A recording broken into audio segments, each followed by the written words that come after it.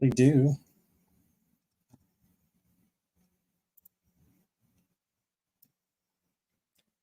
Oh, we do.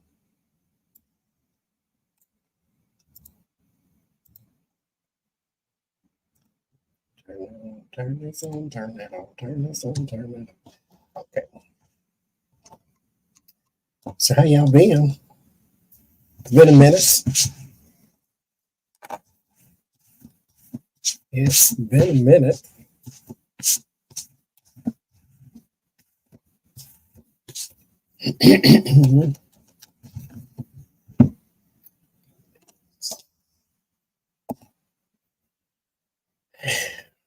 So cloudy and dreamy. So how y'all been? We got a couple, 2, 3 things. Ain't got much.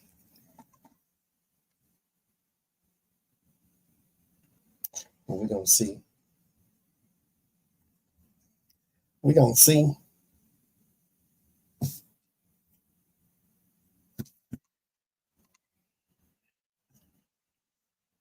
What's today? Today is the 16th. So, housekeeping tarot class starts March the 3rd. If you want a spot in the class, just email me. That saves your spot. And then February the 25th, I believe, the official announcement goes out via email for those who have reserved spot.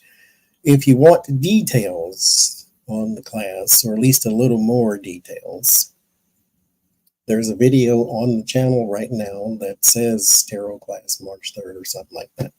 Just watch that and it gives you a little more details. Or you can just wait until February 25th and then I'll send it to you. So there's that.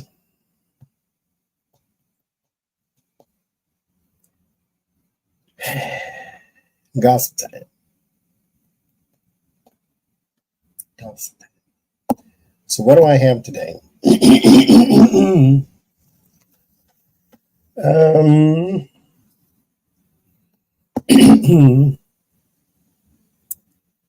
So we'll do Taylor Swift and Travis, whatever his name is.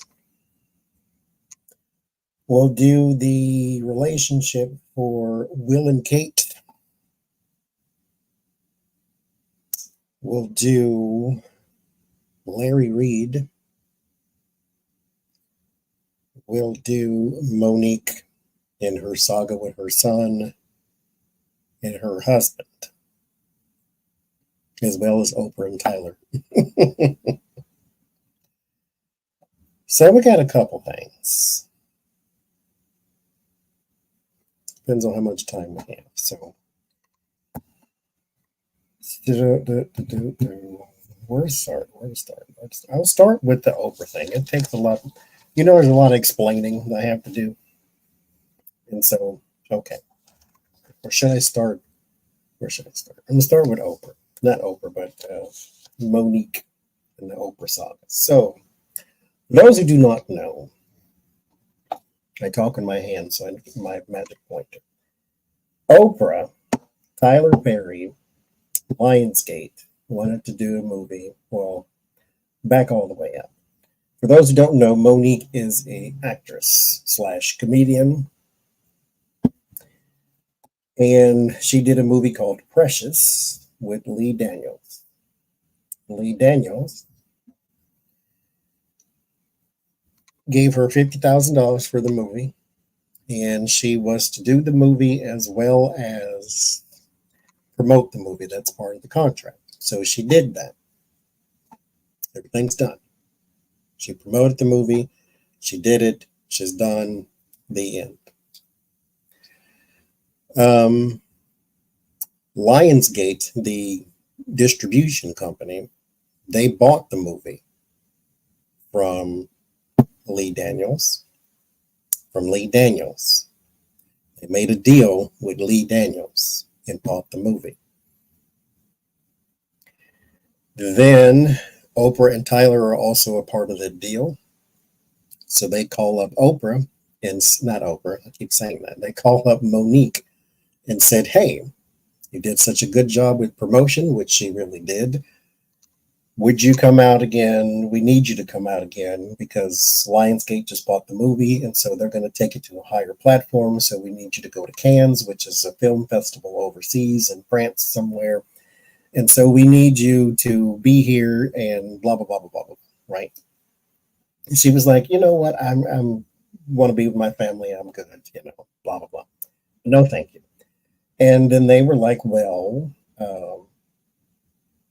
because here's the thing, they weren't asking her. They were telling her, we just bought this movie. I need you to come back on the road and promote it some more because you had a deal with Lee Daniels. We understand, but we bought Lee Daniels' movie, so we need you as the star of the movie to come back out and promote it. And she's like, my contract was with Lee Daniels, not with you, basically. And if you want me to come back out, then there needs to be a new deal. Now, in the film industry, that's not how it works. When you have a small independent film, you have in the budget, they pay you, you go out and you promote the film. And then when a bigger company, a Sony or Lionsgate or whoever, Universal, they come and they buy the movie, those same people, those star actors, they go back out and promote some more for free, basically. They got paid once with that original deal, but it's understood that when a new deal is struck, you come back out and promote it. But to Monique's point, she is saying, when do we say, no, I'm not working for free? And I was 1,000% behind her because she had a deal with Lee Daniels, not Lionsgate, but that's not how it works. I understand. But at the same time, you are going to make a lot more money than I am on this movie. You can pay me something. So her manager, who she calls Daddy, because that's her husband, he was like, is there a dollar amount attached to this? And they was like, no, we don't pay for a promotion. And he was like, okay, well, we understand. We decline. Oprah and Tyler were like, we'll put you up in the greatest hotel. I'll send my private plane to come get you. Just write me the check. I'll fly myself there. And so Tyler Perry then spread rumors that Monique was difficult, and therefore it put a knife in her reputation. So then she lost movie deals and she was blackballed, if you will. And then that's when she did her comedy skit where she went off on Tyler and Oprah, and then all of that other stuff started. And then she went on recently a podcast, YouTube show, whatever you want to call it, interview called Club Shay Shay from Shannon Sharpe, former football player. And she says right now what will get her, she's still talking about this Oprah and Tyler thing because it cost her a lot of money. And she was in debt heavily. She even said that too, that she owed $400,000 in taxes. And so she was deeply in debt. And so anyway, moving forward, she was on the Shannon Sharpe show and she said what would get her to drop this is if Oprah and Tyler apologize and then restitution and make it right. So that's one of my questions is, will they pay her? Basically is what she's saying. Will they pay her and apologize? So we'll see on that one. Then she says something in the interview as well, talking about her son, Shalon is his name. That's her oldest son, her firstborn. She had him when she was about 22 or 23, somewhere around in there. When she was just really getting her career off the ground, of course, she had a baby and they take up a lot of oxygen. But she says, I was not the greatest mother in the world. And because she wanted to pursue her career, which heard that story 1,000 times, right? Everybody understands, this is thing, and then she's got this little parcel that comes along, a baby, and she's saying, I was not the greatest mother. And she admits that. This ain't something that she's hiding. She admits that. She's always said that. And she was not the greatest mother, but she has apologized to him, and she leaves it in his lap. You come to me when you're ready. So then her son makes a response video saying that no, she has not tried to make things better. She has not prayed to the universe to repair this relationship and so forth. So he went on his whole statement and told his side of the truth, right? And then Monique and her husband then respond.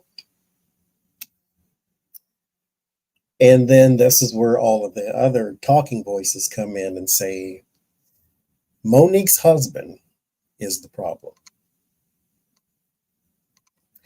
Because she responded to her son, and then he took the rest of the video to also respond, because he was saying that when Shalon responded to us, he left a whole bunch of stuff out about how we helped him and how we did this and how we did that for him and how we did this for him and how we did that for him and how we did this for him. Now, let me little aside here. The child said that his mother gave him things when he was little, and that's what he gets now. He didn't say this as I'm saying this. She gave him things. He wanted a mother. She gave him things. And then when he didn't respond to the things in the way that she thought he should, then she calls him ungrateful, or they get offended. Because what stood out to me in Sydney is her husband, in Monique's response to Shalon, is the fact that they brought up all of the things, but none of the conversations about healing the relationship. Sydney said Monique's 3 sons. Monique has 4 sons if you include Shalon. But they said 3. So he's already excluded. And he said it without saying it. He feels as though his mother loves them and then sees him as an inconvenience. He's just a person, not her son. And so when you look at their relationship, what I feel Monique needs to do is go to her son,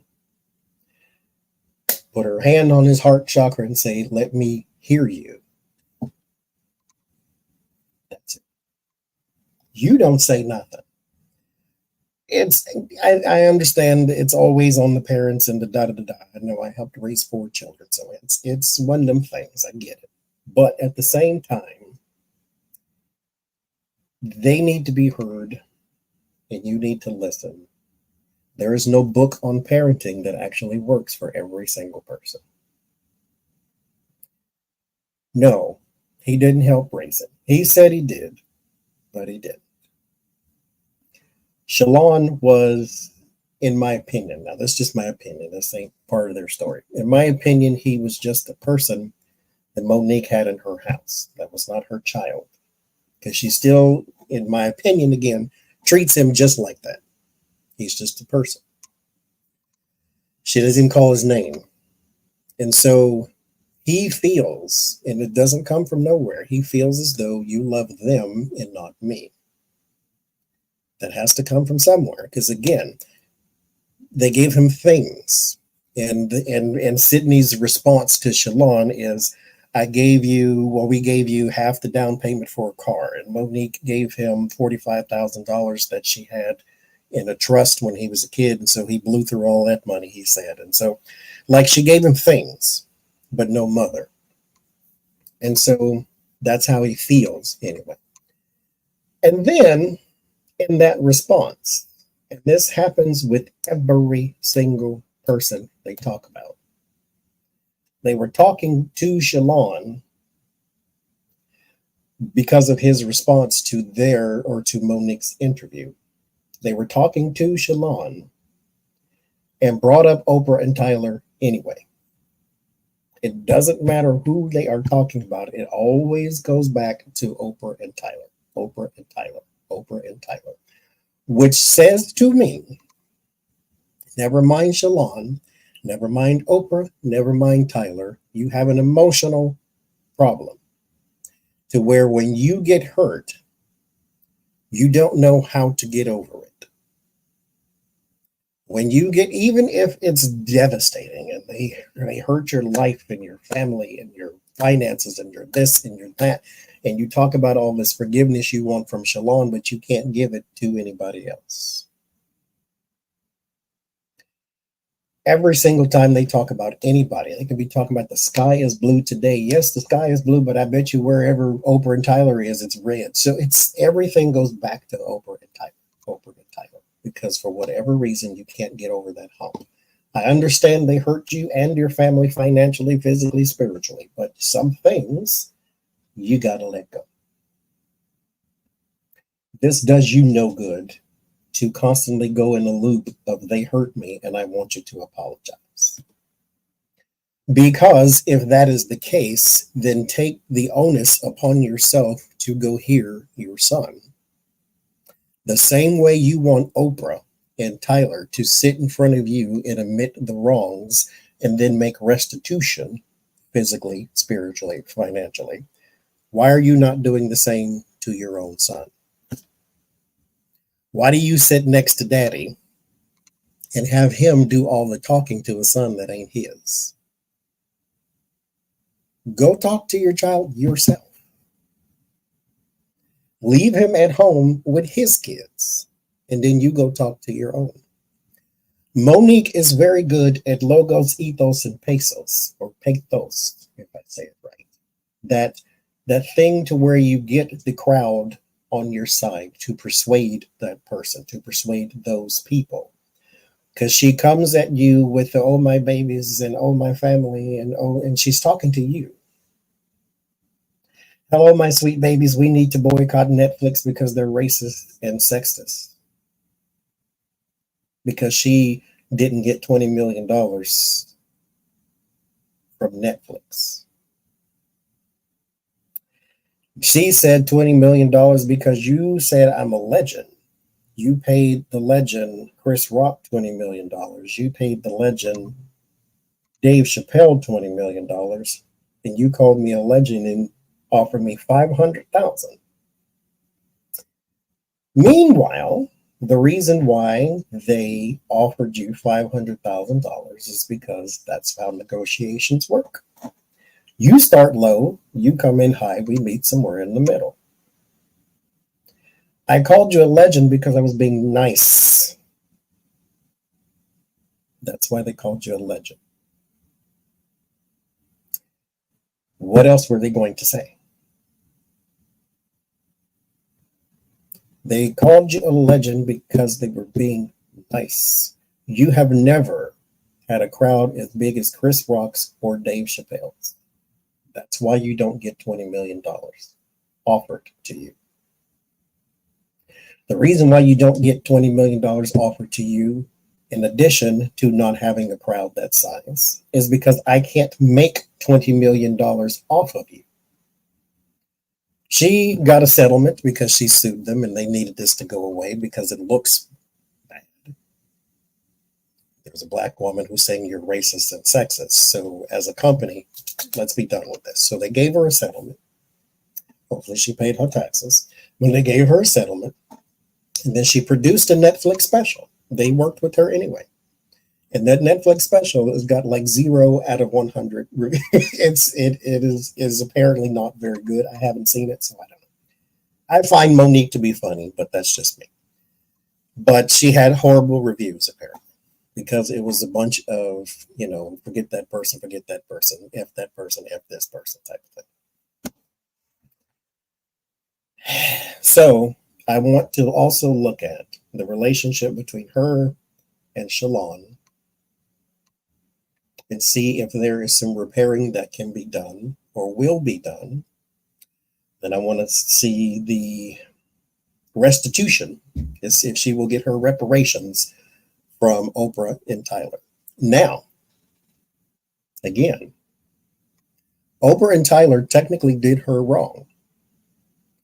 Oprah had Monique's family on Oprah's show. They had a conversation.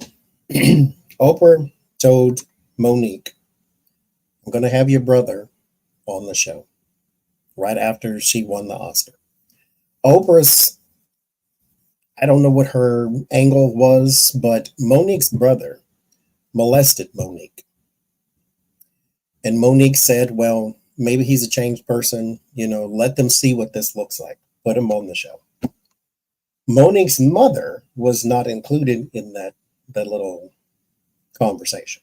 Monique's mother apparently is a monster, and they don't get along at all.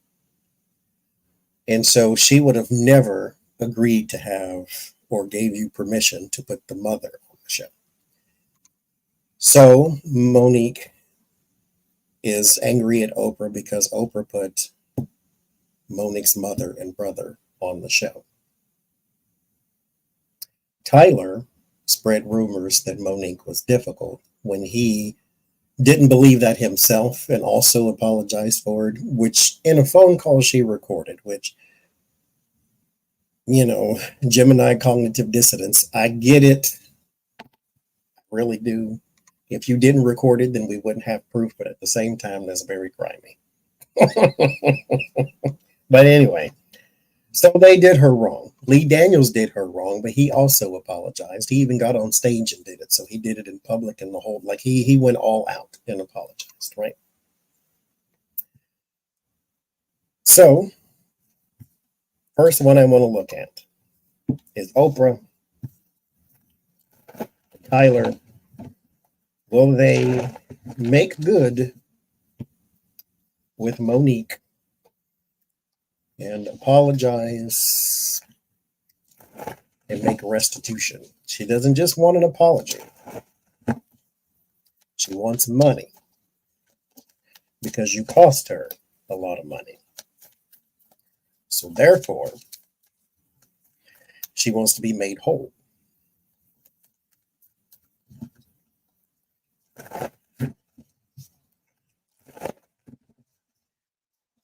Let's see. Now, let me say this too. I watched her Club Shay Shay interview. I watched it in its entirety. Here's what I didn't like. And I understand where she's coming from, but I still don't like it. She was going through the roughest of roughs, her and Daddy. Meanwhile, tell that sucker to get a job. Okay. Okay. Anyway, she was going through the roughest of roughs, her and Daddy and the children. They're going through it. They're losing all these gigs, losing all these money. So.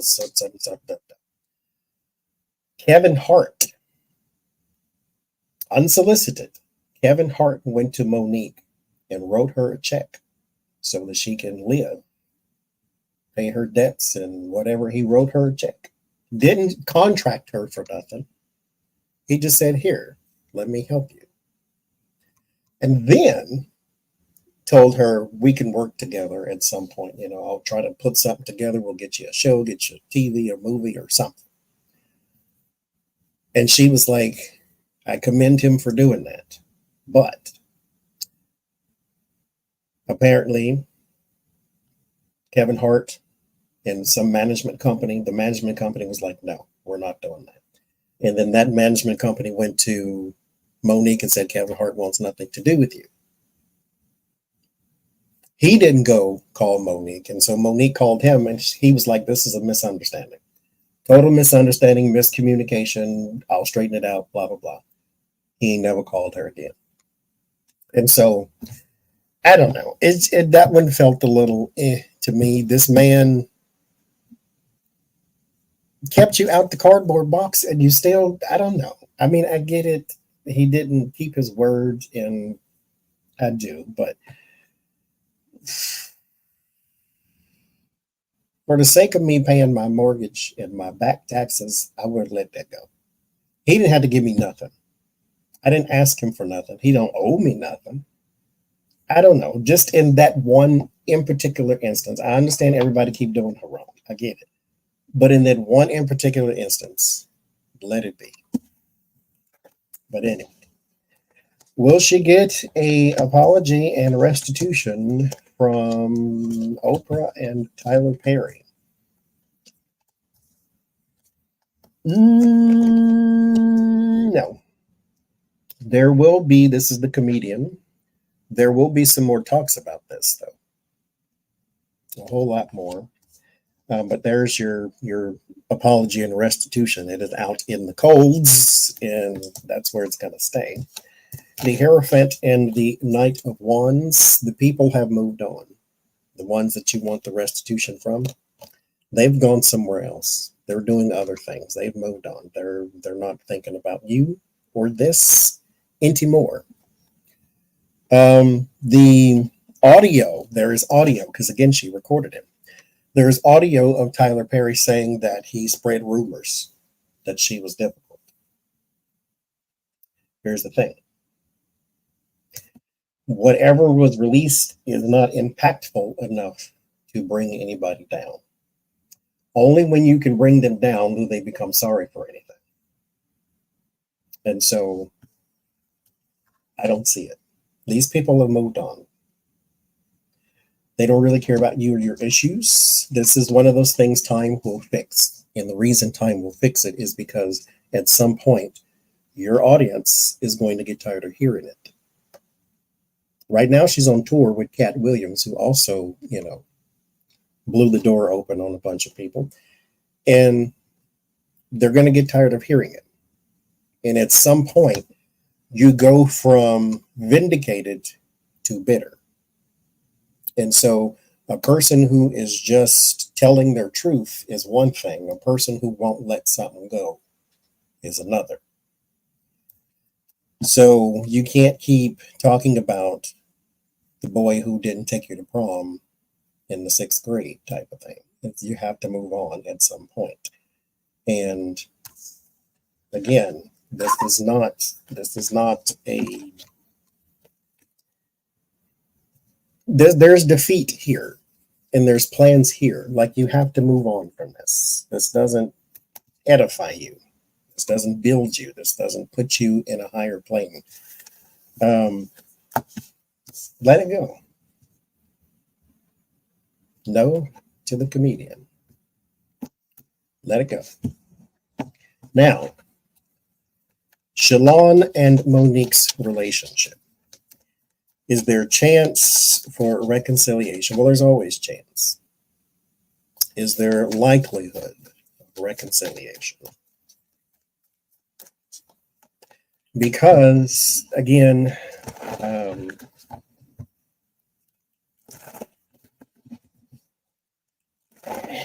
I understand what she's saying to Jace's point. Many people have stated that she's difficult to work with. I've never heard the difficult to work with part. I've heard it was that man. Now, at the same time, and Jace is going to do a live stream on something tomorrow, which we'll talk about next, juicy bits.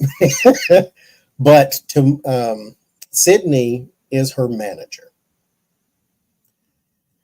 As her manager, it is his job and his duty to make sure his client comes out in the best light possible. So I understand his standpoint of, you see me as difficult, I see me as negotiating. If I just continue to take anything, then how does that benefit me in the long run? Because you're going to keep offering me just anything. At the same time,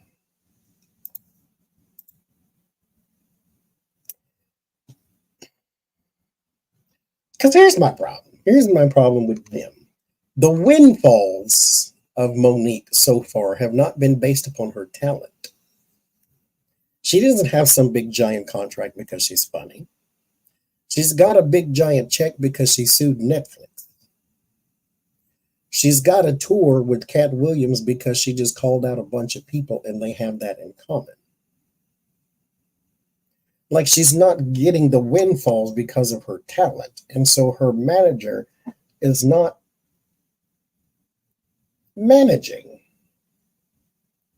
These are happenstances. These are not things that have been cultivated and then negotiated and then signed. And then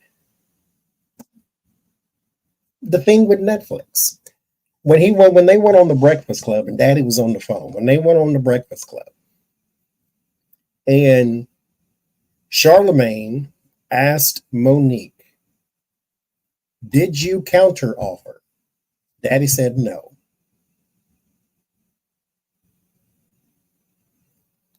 Why not? Aren't you the manager? If somebody is my manager and an offer comes in and we believe the offer to be low, then counter offer. And if they still will not meet anywhere in the middle, then the deal is done.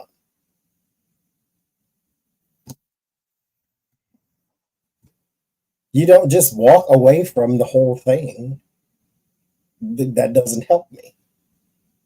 Meanwhile, now we have nothing. And then you sued Netflix, and Netflix doesn't want publicity of a black woman telling everybody in the world that you're sexist and racist. So therefore, they paid you, and you went away.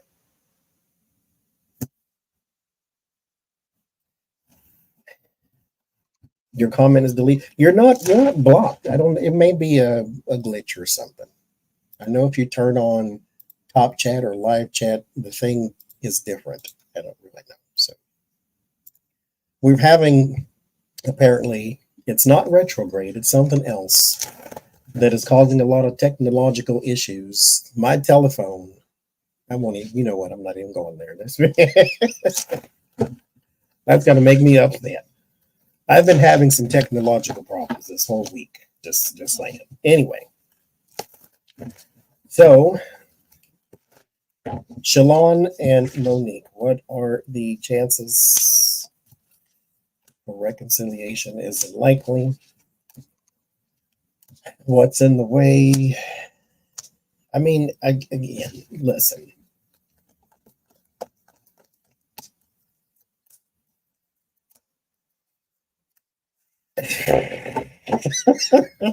Sydney, when you hear them speak, when you see them sitting right next to each other, it's not so much creepy because that's their relationship. I'm glad they love each other. They got cheering. But it seems hypnotic instead of,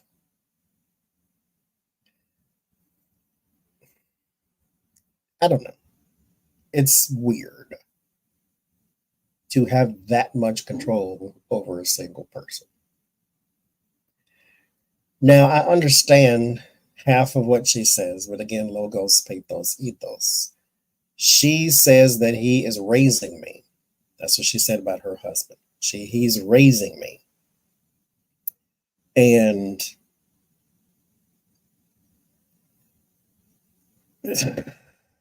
I get, if you are a person who has she says she has a 15-year-old mentality. And the way she does business, if she don't like you, she'll cuss you out. And then, she's there, right? And then he comes in with the more philosophical approach. At the same time, it feels too hypnotic, like she's under a spell of a person instead of in love with the person. And so, but that's just from the outside looking in, So Shalon and Monique. So change is on the horizon with the death card there. Six of Swords. This is the thing time will heal.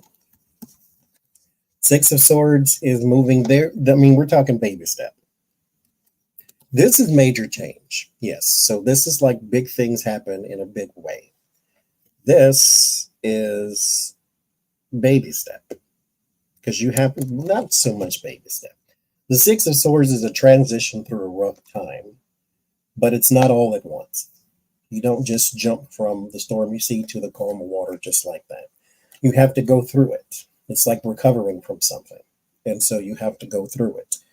And not only do you have to go through it, but you are carrying baggage to the other side. So this is not something that's over and done once they make up. There is no makeup. This is something that is going to take time. But something is going to happen to where the relationship transforms. I don't know if a third party steps in, because that is also who this is. This person here in the Six of Swords is not with these people. This is just the person helping you to the other side, the facilitator. So if they need a mediator, if they need a counselor or something of that nature, don't go to Inyama.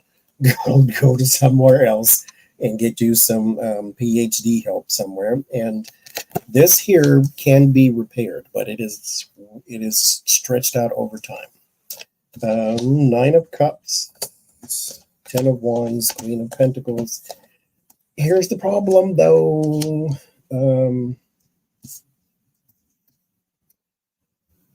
You have to convince Monique that she needs to leave her husband at home. I understand he's a part of it because he's been a part of Shalon's life forever. That's Monique's oldest friend is Sydney. I think they were friends when they were 16, something like that. So he's been in Shalon's life forever. Shalon even at one point wanted to call him Pops, but he didn't. He called him Uncle Sydney. But Monique needs to be convinced that things are not the issue, or things are not the solution. This is just buy him things and he'll go away, or buy him things and he'll be happy. That's not it. The burden is this. The Emperor is the father card, technically, in tarot. He needs to sit down somewhere when it's those two that need to build the bridge. Shalon and Sydney have their own relationship that needs bridging, because again, he's known Shalon his whole life. So it's not like he can just be cut out and thrown away. But when it comes to Monique, who knew him first, and Shalon, they need to talk without Sydney. Sydney and Shalon can have their own conversation without Monique. But here's the Temperance in the environment. Temperance is reconciliation. And so there is a chance, but we're going to have to tell some truths. The word of warning is the High Priestess. When we hold everything in secret, secret is where it stays until it is exposed. And then that's when feelings start to get hurt, because then you feel as though you've been duped forever. But the last card is the Ace of Swords, which is a yes. There is chances for reconciliation. There are chances, but you have to let go of secrets, and you must do this on a single person basis. It is not good to talk to him at the same time with the two of you, because it becomes a gang up type of situation. Again, what I believe you need to do is go to him and say, I hear you, or let me hear you. And then just sit there while he unloads and cries, because it's built up. You can see he's hurt when you see him talk. You can see it. So he just needs, child on the bottom, he just needs to unload, to unleash. And then you need to do the same thing. Because again, Monique had a very troubled childhood too. She didn't grow up in the projects of this. They were middle class, but the emotions were jacked up. Her brother molested her. Her mother treated her like garbage. She was the fat kid, and so she was treated that way. And so her childhood was scarred too. And so when she got to be a mother, she doesn't know how to be a mother. She didn't have one. And so Shalon needs to also hear that too, that the way she treats you didn't come out of nowhere. And so that's one of those things where they have to talk to each other without the manager sitting there. But that's all I have to say. Anyway, Lord, I need a drink. Wait a minute.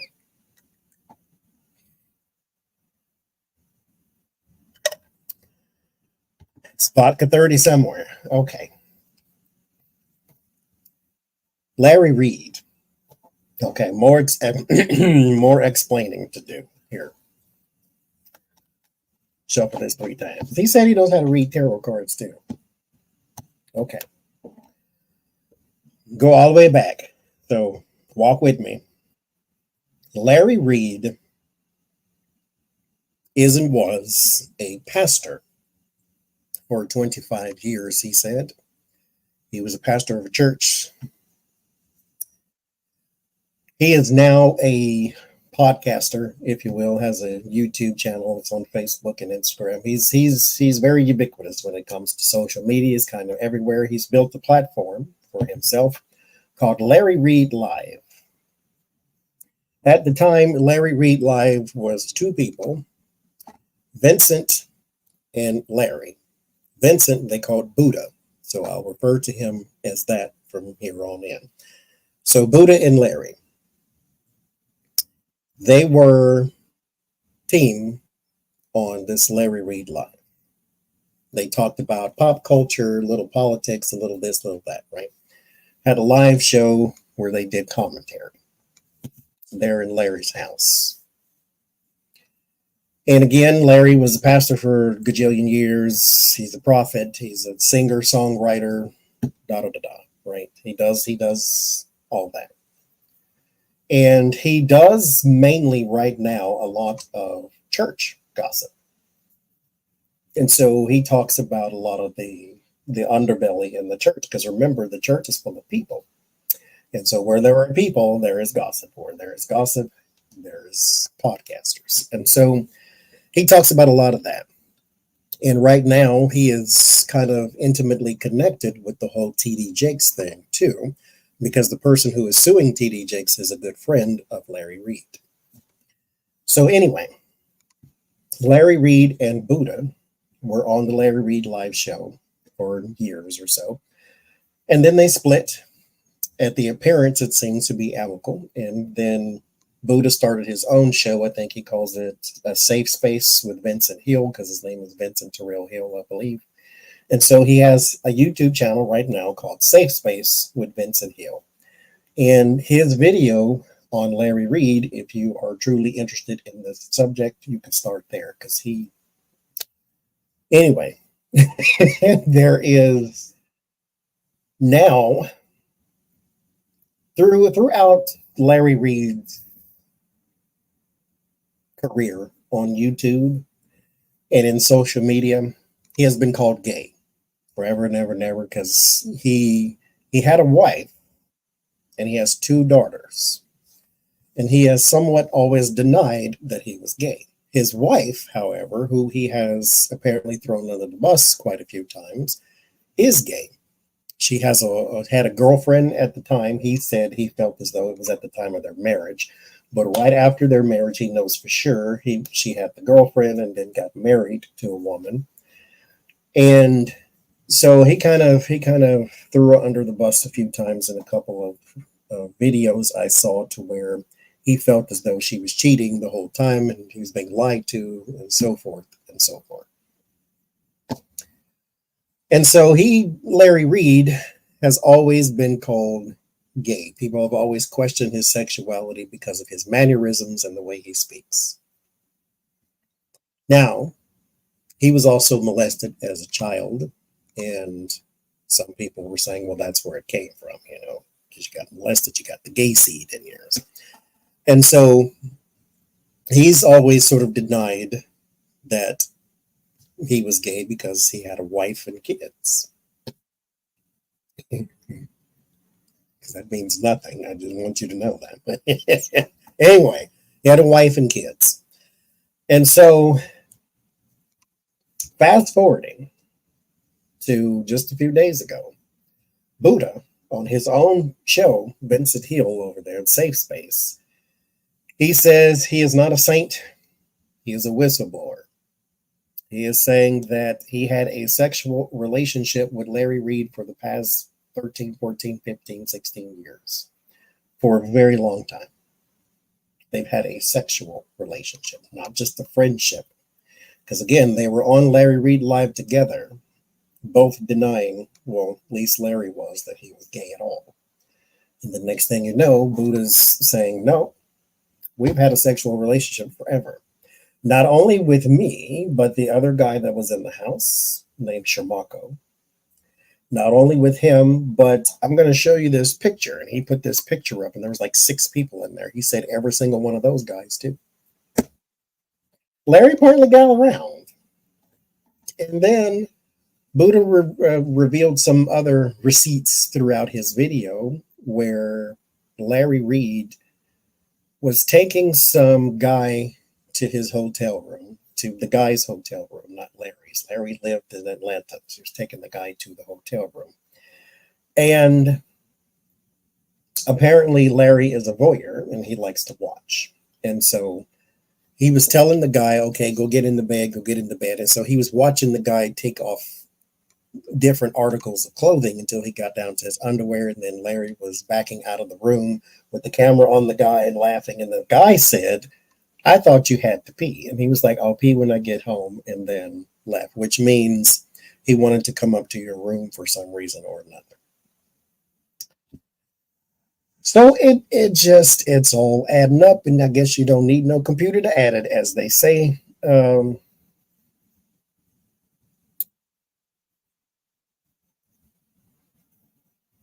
Now, there is a thing called MBN. M as in Mary, B as in boy, N as in nope.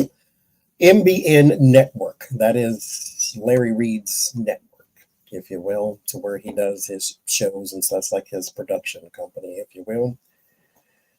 And the MBN network is something people sow into, like a church. And Buddha was saying that we have stopped.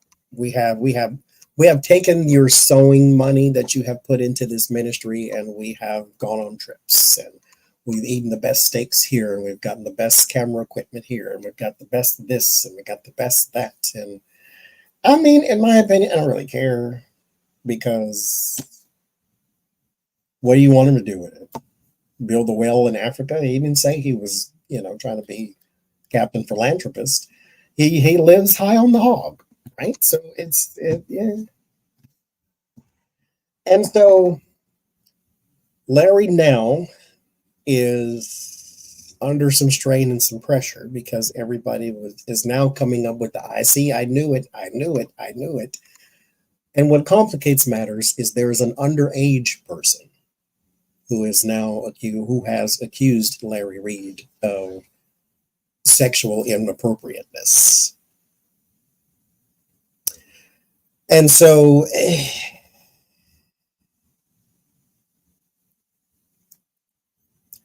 what I want to know, though, is what is going to happen with Larry Reed and the MBN network. Because when you look at he's right now, Larry Reed's, he made a response video. I didn't watch it just yet, but someone said that his defense so far is that's AI, because they have a whole conversation of him talking about the dealings and the goings on with some guy. So, what is going to happen with Larry Reed? 8 of Wands flew out. We'll keep it. What is going to happen with Larry Reed and the MBN network in light of these allegations?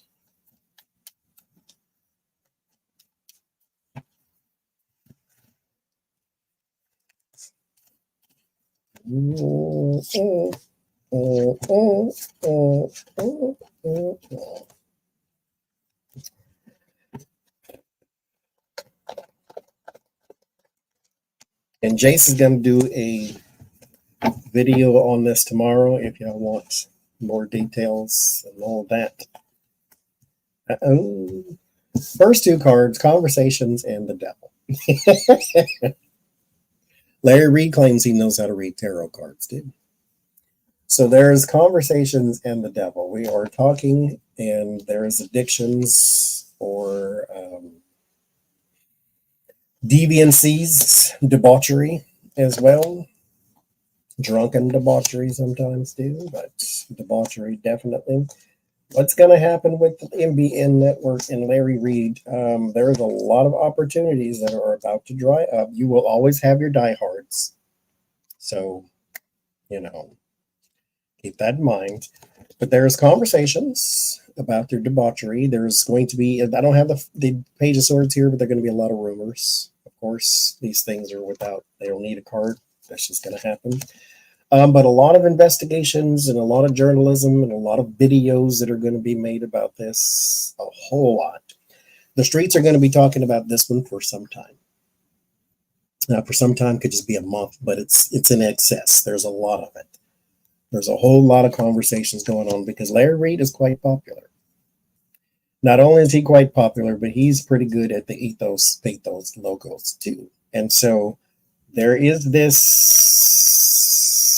magic trick that pundits and personalities do have on their audience to where I can convince you that that's not the person you know.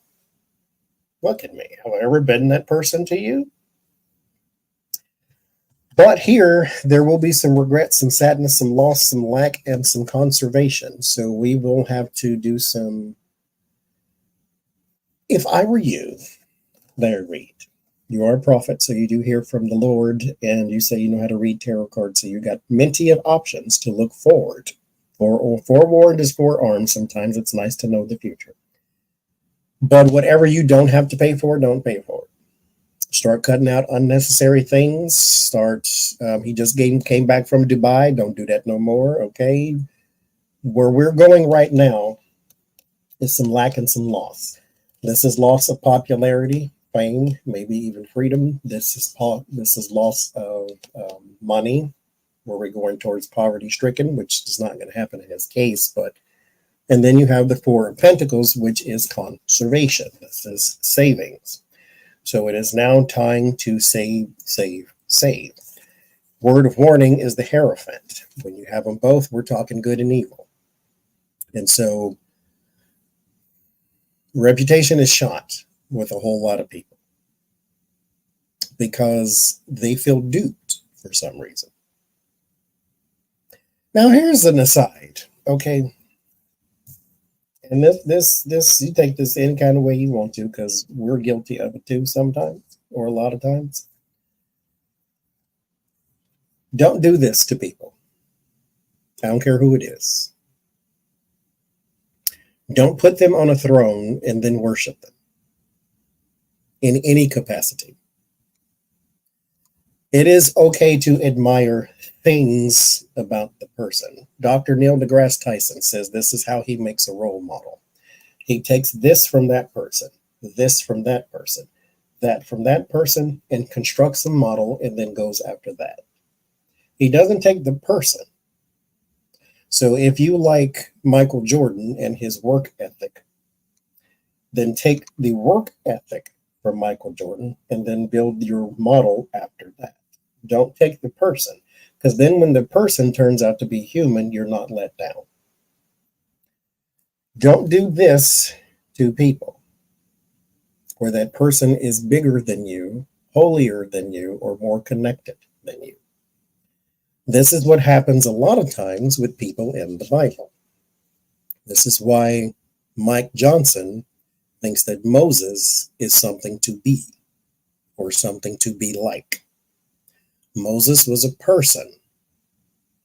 Moses is not more powerful than Mike Johnson. He is not more connected than Mike Johnson. He is a person. The Pope. I understand the basis and the dogma of the religious doctrine of the religion that says he is God's representative on earth, but this is a person. Don't put him in that chair and then worship at his feet, because then when that person turns out to be a person, you're not let down. Because if you will notice, the difference between the two is you see them clearly when someone shows it to you. These people stare at the Hierophant. They're turned away from the devil. You never really see the devil clearly. You never really see the Hierophant clearly because you're too busy worshiping. These things sometimes can be like the other. All they take is time. This is card 5, that's card 15. If you take that 10, what is card 10? The Wheel of Fortune. All it takes is time, and you will see one for the other. Don't do this to humans. I don't care who they are. I don't care what they're wrapped up in. They could be your mother and father. Don't do that to people. Anyway, so he is going to go through a lot of loss when it comes to the audience, when it comes to the people, when it comes to the money. However, word of solace, the world, which is your audience, and the lovers, they have not all gone away. His personal life can be exposed all it wants to. What you need if you want to take him down, if that is your goal, is something illegal. If you got the whole thing, if you can prove he did something with the young man, the underaged one, fine. But if you're just saying that he was having a debaucherous good time with grown people, who cares? I mean, some people care because, again, it does affect. But in the end, who cares? He's in the gossip industry. The gossip industry is very forgiving because they want the personality. They know in the gossip industry, in the audience of the gossip industry, that person got a whole bunch of stuff going on they can talk about too. Look at Wendy Williams. She was the queen of gossip and had all this gossip going on in her own personal life and still does. So it's not as though they're going to be disgusted by the very thought of Larry Reid live. They're still there. If you are trying to undo all of that, you need something better than this. But for right now, Larry, if I was to give you advice, whatever you don't need to pay for, don't pay for it. Because money is cute when you have it, okay? Not when you owe it.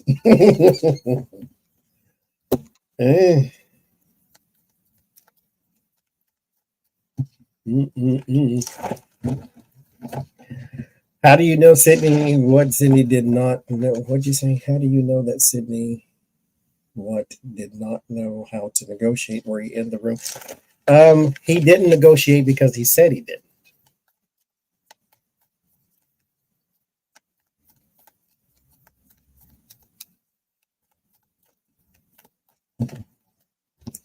He didn't negotiate because he said he didn't. He said, no, we did not negotiate. Period.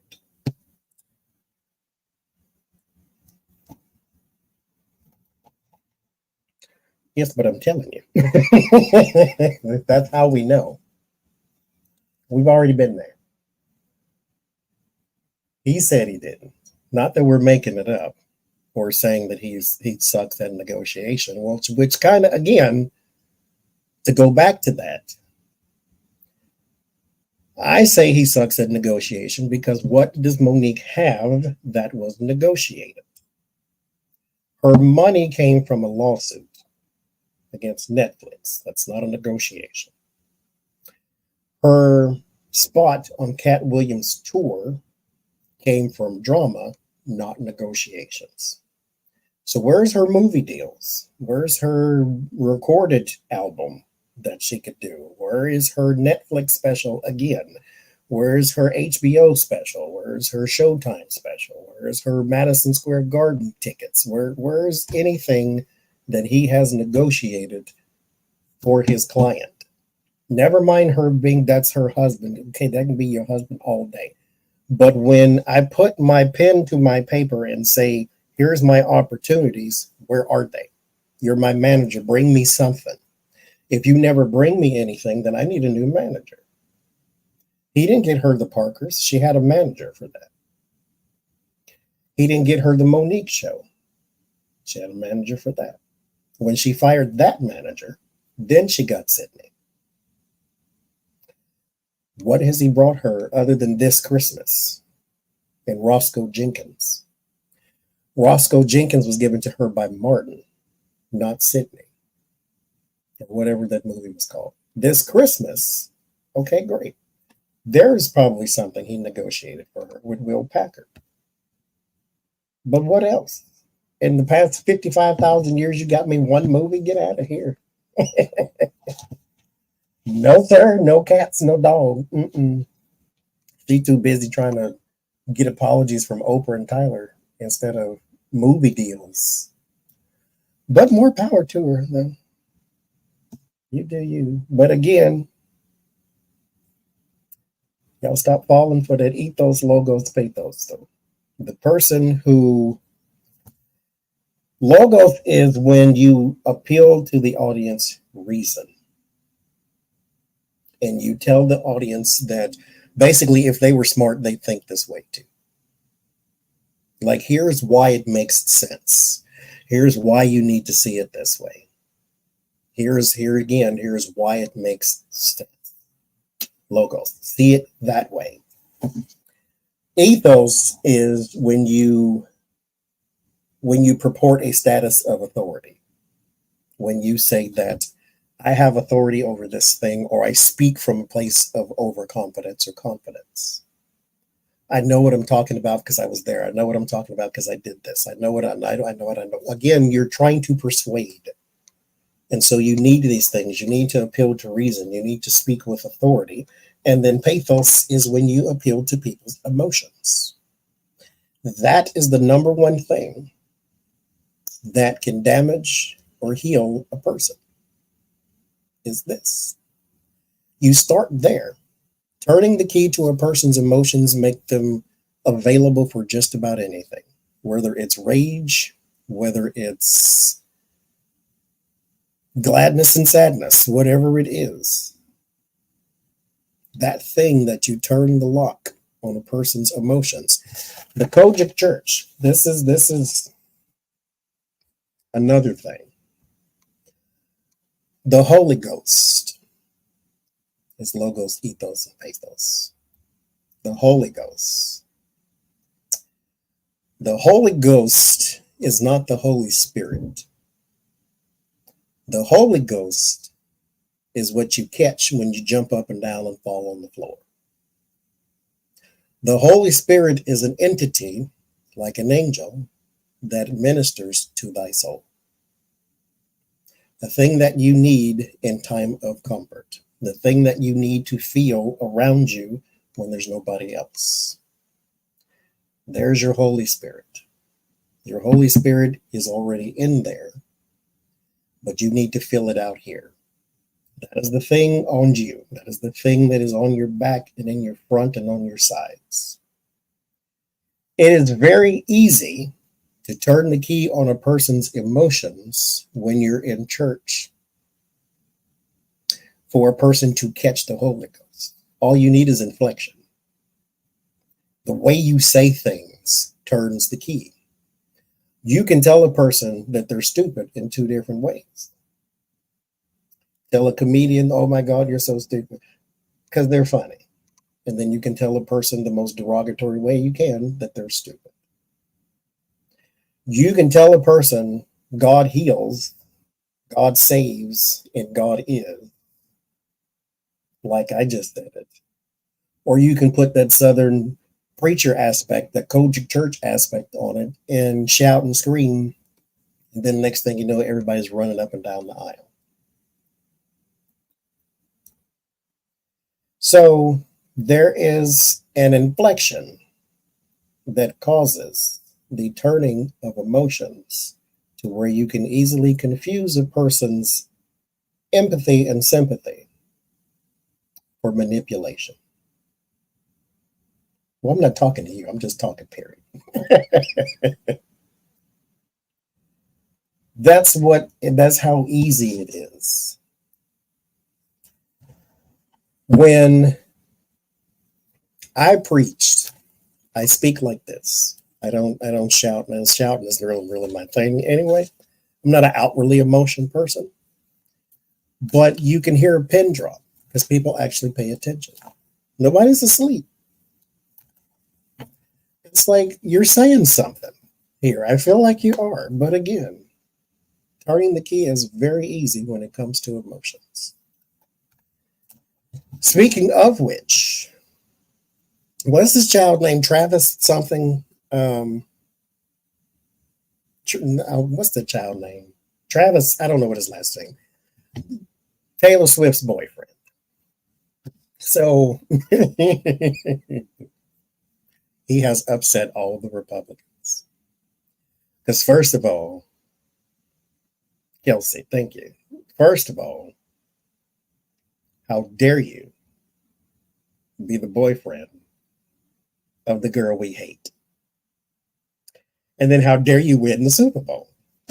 Because apparently he did it by himself. Wasn't nobody else on the field. It was just him versus all of the 49ers. Just him. They hate him. They hate her. She dared told a person to vote and register to vote. She's a Nazi.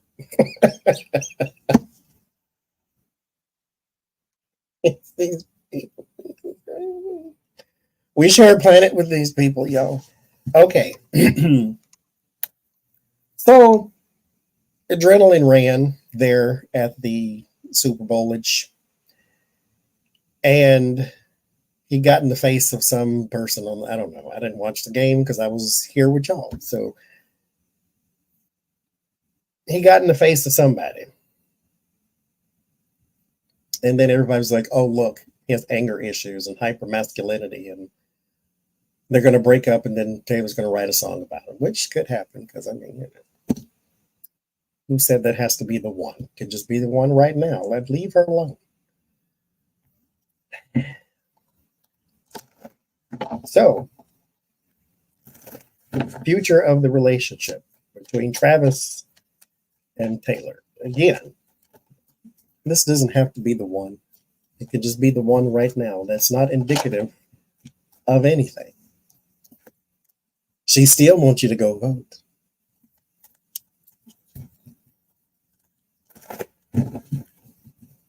And see, that's the thing. Go vote, register to vote. She didn't say go vote for Biden, even though I'm pretty sure that's what she's going to say at some point, if she hasn't said it already. But that should be concerning to Republicans. Is when people get angry about other people voting. What if they did it to you? Because again, there is no such thing as them. I don't care what we're talking about. Because if they'll do it to them, they'll do it to me. Don't think because you're a white Christian male that you got all the privilege in the world. I know they have convinced you that that's a thing, but all it takes is for them to eliminate everybody else's freedoms, and then yours is all that's left. And then they get to control you just like they controlled everybody else. And now you have no backup because everybody else is gone.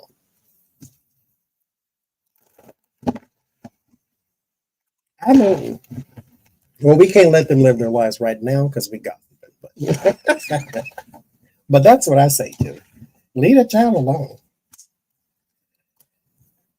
But it's Taylor Swift. You know,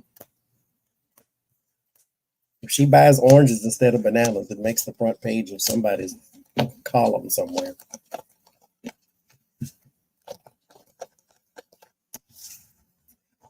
Relationship. Page of Pentacles and the Ten of Swords. There is something here around maybe appearances or endorsements or something like that to where they need to take a back seat. Not the relationship, but they don't need to be at this event because it's some sort of invitation here, and they don't need to be there. This could also be speaking about that parade too. There's your parade card. There's something about the parade. Okay. So they may do some, I get it, but at the same time, okay. They may do, because she just donated $100,000 to the GoFundMe for the victims. There may be some sort of thing or video or something like that that they do here. I get why they would, because he's Kansas City chief of Kansas City Parade. And Kansas City, Missouri, Donald Trump. And is Taylor Swift, who is dating the guy. But I think that they should, I don't know why, but they should be doing this separately. I know why they need to do it together, because again, they're connected to this, but there's something that says do it separately. They need to do it separately. She may even need to do something, because I think they need to have specific roles. That's why. She needs to do something that goes more towards the younger audience, and then he needs to do something that goes more towards the city, like building some sort of rapport or building some sort of relationship or some sort of time of healing for the city. And then she needs to aim elsewhere for younger people. And so that's why it needs to be done differently. The Fool, the Three of Wands, and the Two of Swords. As far as the relationship goes, that didn't come up because we're talking about the parade.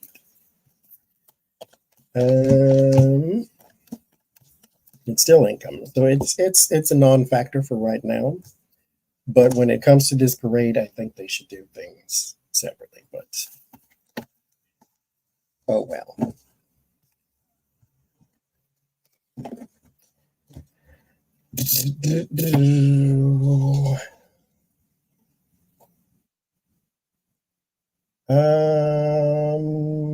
Will and Kate. Okay, let me ask y'all this in the chat, because y'all know how. Okay, first off, let me start here.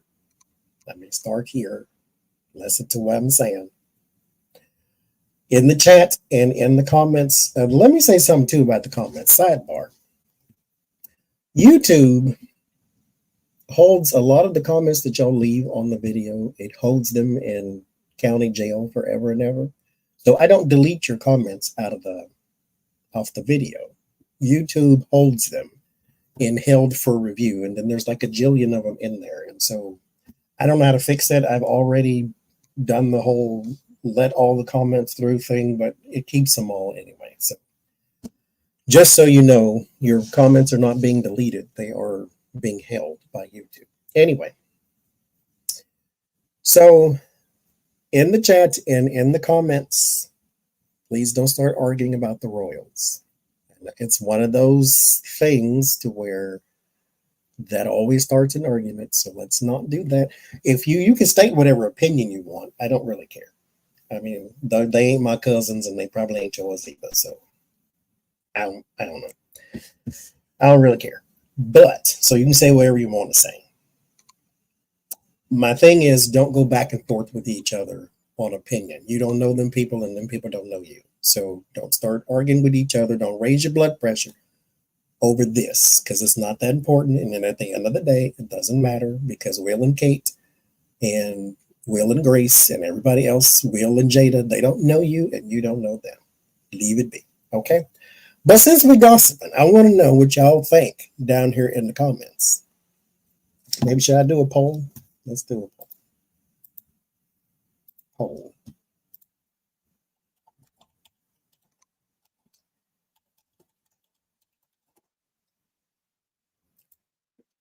Is Princess Kate, in danger? There's a whole lot of talk and gossip about she need to look over her shoulder and keep one eye open and all these different like there's a whole bunch of that. And I will admit, okay, I get the inkling. I can't cite no source, so don't quote me and etch this in stone. It just feel like she need to watch out. Is all.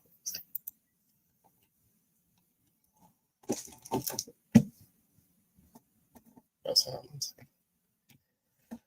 I want to know, though, the future of the relationship with Will and Kate. Because they're not getting divorced, because, first of all, that would be quite gauche. But at the same, it just seemed like, I mean, there's some unhappiness coming from that, from her. And again, she could just, I mean, she just got out of the hospital. She could be going through it.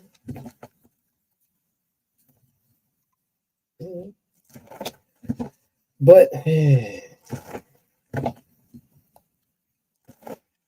is she in danger? Because again, all of this is gossip and hearsay. Not what I'm saying necessarily, what I'm saying too, yes. But when they talk about the royal this and the royal that, it's all clickbait, basically. And so, let's see. Future of that relationship. Is it good? Is it bad? Is it sad? Is it ugly? Is it bad? What is going on there?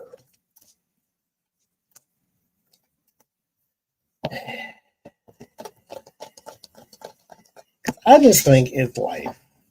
I don't know why people expect that those group of people, just because they have access to everything, are not going to go through life too.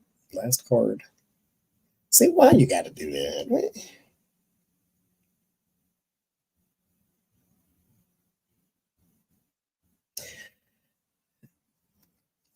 So, okay. One thing that I think is going to, this is not in the reading, I'm just pulling it for demonstration purposes. Notice the hands on the Ten of Swords and the Hierophant.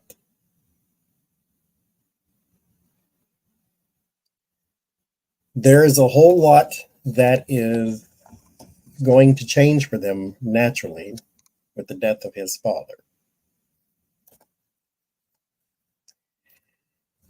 And that is going to have a extreme impact. Extreme impact on everything. So we have the Fool and the Knight of Cups. Image sake, the Knight of Cups is for image. The Fool is not doing very well when it comes to image. And so there's an image repair that needs to happen. They're not unhappy necessarily, but there are some things, again, it's life. But there are some things that they need to carefully cultivate when it comes to public image. And the reason they have to is because they're put in a different position than regular people. Again, what did I just say? This one works too. But what did I just say don't do to human beings? Because when they turn out to be human, you don't get disappointed. But he is going to be under extreme pressure.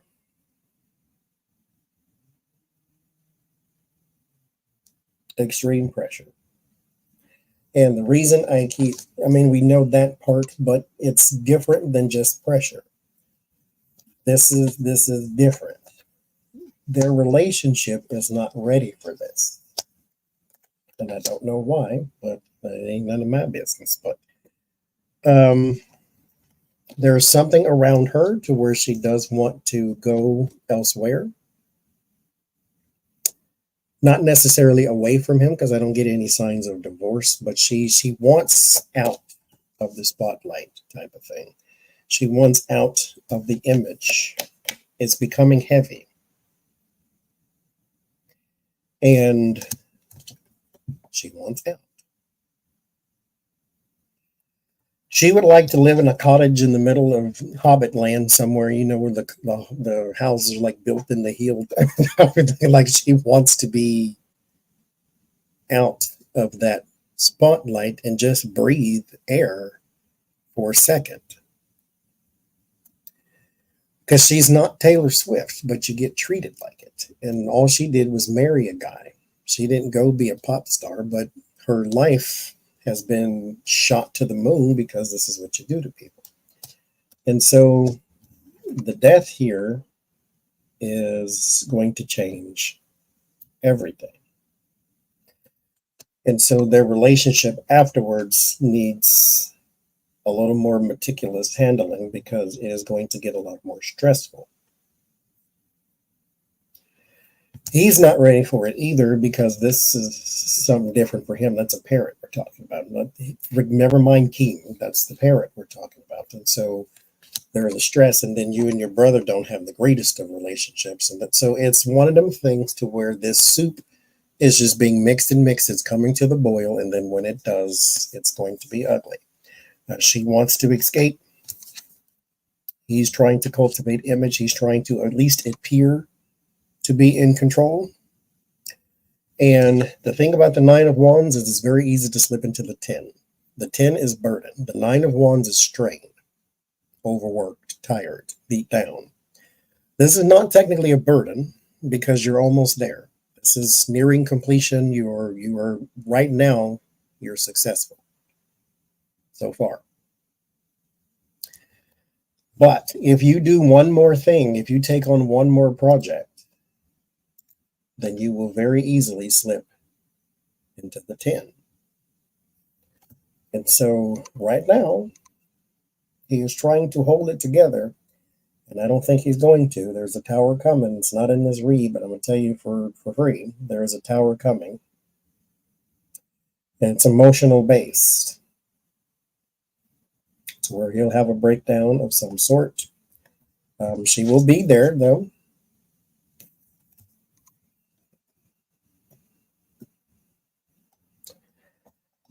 Mm-mm. Well, we'll see. Hold on a minute. We will see. 50-50 is Kate and David.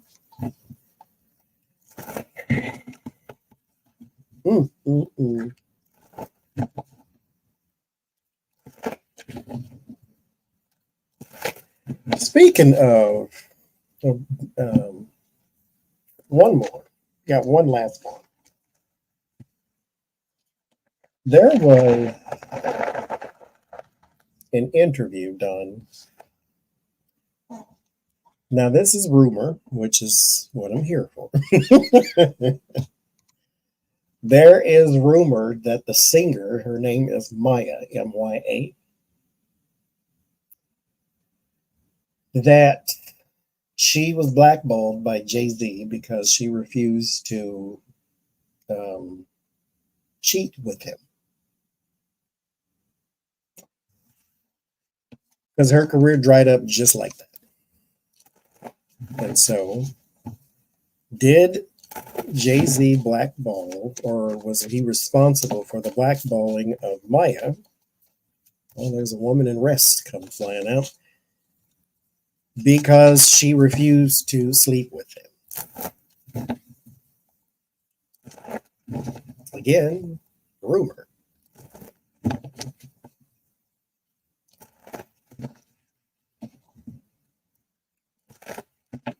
Now, she has not.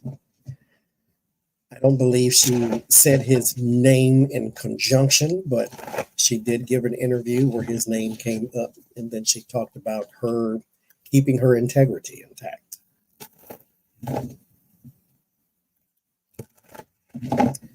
So, was there some pressure there?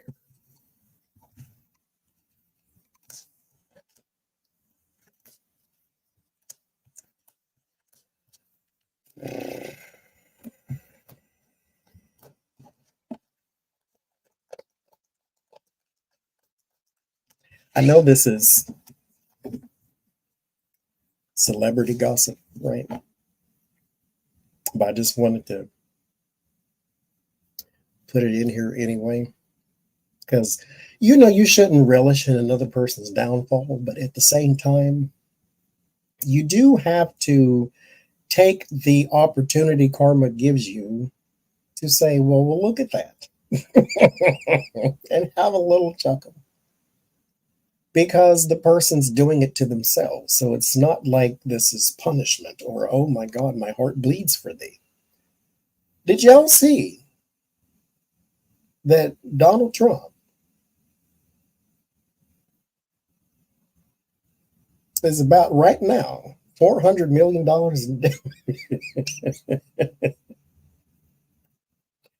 Maya's the singer. Remember Ghetto Superstar with Pros? And she did the Rugrats song with the other, what was it, 112 or something?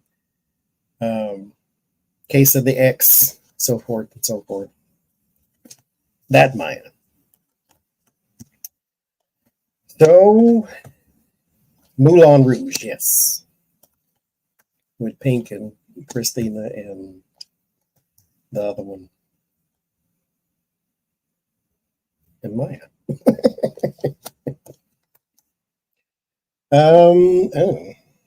Was there? I think she was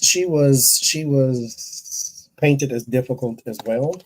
Here you have a funky good time. You have your partying and your things like that, and then you have your Page of Swords. Page of Swords, your inside man, or the person who would be difficult, the difficult person. So she is being painted that way. It has something to do with her career early on.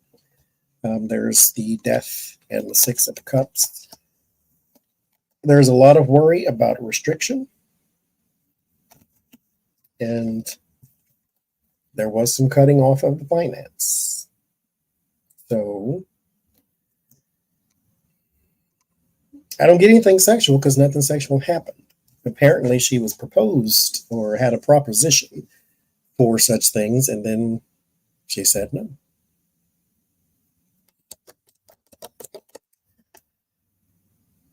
Now she ain't hungry, so I mean, don't cry for her Argentina necessarily, but I mean, yes, do, because she was victimized, if you ask me. But it looks like somebody had a little hand in her losing her fame. Okay, well, there's that. Okay, that's all I got. $400 million. He started $25 million fine, Trump University. $3 million or so for the Trump charity scam. 88 million E. Jean Carroll. 400 million almost, so 340 something, and then with interest, I think is 400 in New York. That's just the fines and fees, not the cost for the lawyers, not the cost for the appeals, not the cost for the pre-trials and the trials. I'm going to call Larry Reed and see how he Lord. Call Sydney, tell him to negotiate some deals for you. He apparently might be a little better at it than Donald. I don't know. So I'll see y'all on Sunday. And if we hear anything else, then I'll write it down and we'll have gossip time number 5, I suppose.